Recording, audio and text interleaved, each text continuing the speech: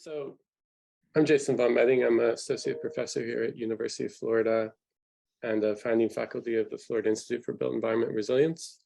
And thanks to Kevin and Holly, all of my fellow panelists and everybody attending today, really a pleasure to speak for you for a few minutes and to offer my perspectives on no natural disasters.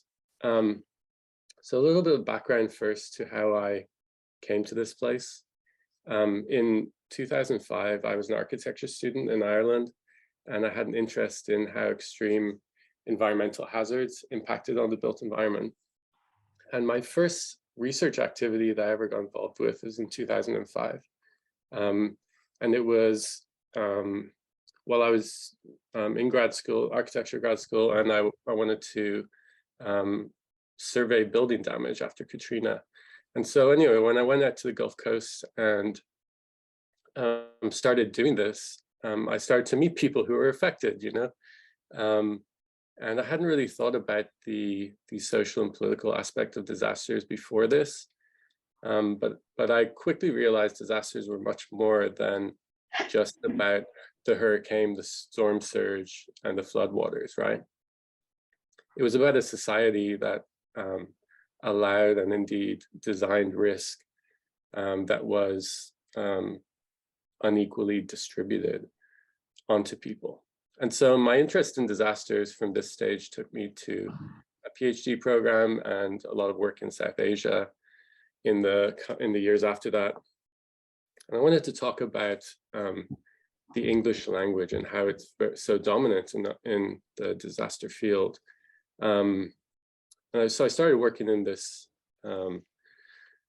field where English is the dominant operational language, but not usually the language of people affected, right? And beyond this issue of language being dominated by English, disasters are always a site of contested power. And they're about politics and class and race and the economy. And like I always say and bring it back to in my work, disasters are about inequality and injustice and oppression. And so how we think and how we behave, I believe, has a lot to do with our philosophical approach to the concepts that we're using and to the language that we use. And so I think the no natural disasters discourse and debate is super critical when we evaluate where we stand on a lot of the issues of power and equity and that we encounter. So, of course, everybody here is probably familiar with the way that opportunities for social, political, and economic change always emerge in disasters. And many scholars deal with this, many activists get involved in this space. And in this case, I'm talking about disasters as an event. Of course, we all know disaster is also a long-term process of accumulated risk. But in any case, in a disaster event, the existing power structure is fragile for just a moment. And humanitarian practitioners, disaster researchers often arrive into this contested space where change is possible. And I think an underappreciated part of this power struggle is terminology and translation. And I'm sure everybody will agree that English language is dominant when we talk about these terms. And I think it matters. And the way we respond to real world problems is shaped by our understanding and conceptualization. So this brings us to like the issue of normativity. And what if our norms in terminology and translation actually inhibit social transformations at the local level? What if we're part of the problem? Would we be willing to cede our power and our influence and our correctness and our position as expert to define what is correct? So I think meaning, especially in humanitarian organizations, in practice, is often encoded in the normative terminology. And I think this meaning is often just too apolitical. And I think when we conceptualize things too narrowly, when we strive for this correctness, we can miss opportunities. One of the things that I know Ksenia was speaking earlier, I caught some of the previous session. It's pretty early for me over here, but I know that Ksenia was speaking about some of our work, and we've been talking a lot about vulnerability as a concept and rethinking that concept. And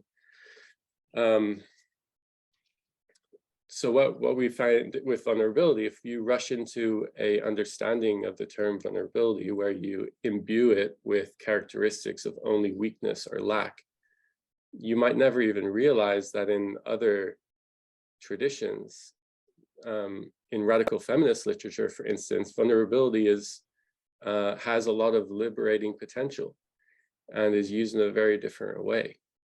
And so that's sort of an area where we've been working. And I think the different encoded meanings in normative terminology, which is very narrowly defined and posed as correct, emerge from ideological perspectives and demonstrate political agendas. And we need to have continuous interrogation of our assumptions and develop new theory and test theory and challenge theory, even as we're striving for practical process. And some of you will, of course, worry about that. Maybe you're more on the practice side, and you might worry about scholars who encourage development of more theory, because we just need to do something, right? Because it's urgent and we need to act. But I think we can work together on this, right? The bottom line for me is that disaster terminology is contested, and I don't think it's a bad thing. Is it actually useful to strive for a correct lexicon? I personally would argue that progress is in the debate, in a continuous debate. And I think scholarly spaces should be political and should be contentious. Of course, in the policy and practice space, there's always a drive for apolitical standardization. But if that is what we're striving for, then the encoded meaning will also be apolitical. And are we actually fixing any of the root problems that we're talking about if we strive for an apolitical language? In any case, in scholarly work or in more practical spaces, both are predominantly Anglophone. And if you have more interest in this work, check out the paper Ksenia and I were involved in disaster prevention and management, where we discuss the power dynamics of translation to and from English. Like personally, as a researcher, I ask myself, how do I perpetuate systems of oppression and injustice? And like, first of all, research on disaster affected people, even if it's in the Anglophone world, if it doesn't center the voice of those affected and challenge power dynamics that create risk for them, I think it's an ethical misstep, and it's a missed opportunity as well. And so I wanted to also build on some previous points that Ksenia made in her talk about our work with psychologists Colin Tucker-Smith and Marjorie Prakash and Victoria Colvin. And we did find in our work very significant impacts of adding the word natural in front of disaster as to how people perceive the source of risk, or what they perceive the source of risk to be. And after that work that we did a couple of studies that were just really setting up scenarios for participants to look at how you could put natural in front of disaster and offer the same scenario, but you find that the actual word natural had impacts, right? But anyway, in follow-up work, we started to look at physical formidability and beliefs in naturalness. And so that was a really interesting experiment where we were like measuring people's muscles and also doing a survey about their beliefs and perceptions. I can't hear you. I'm going to wrap up. Is that what I couldn't hear what you said though? Sorry, just 2 minutes remaining. Gotcha. Thank you. So we were looking at individual difference in physical formidability and worldview and how that affects attitudes about disasters and climate change. And we, based on a lot of the research in psychology, we predicted that highly formidable men in particular would tend to endorse social inequality and be defensive about the status quo. And other things that we predicted. But what we found was that self-perceived formidability, especially among men, but also women, was related to disaster and climate change beliefs for sure. But the main thing that this was mediated by was hierarchical worldviews and status quo defense. And what this really showed us in that study was that it goes beyond the adding of the word natural to natural disaster. And it goes into like the naturalness of the social system. How defensive are people of that? How much do they gain by adhering to that? So what I want to finish with is just questioning whether like how much do we achieve by correcting the language of people who are invested in defending the status quo systems?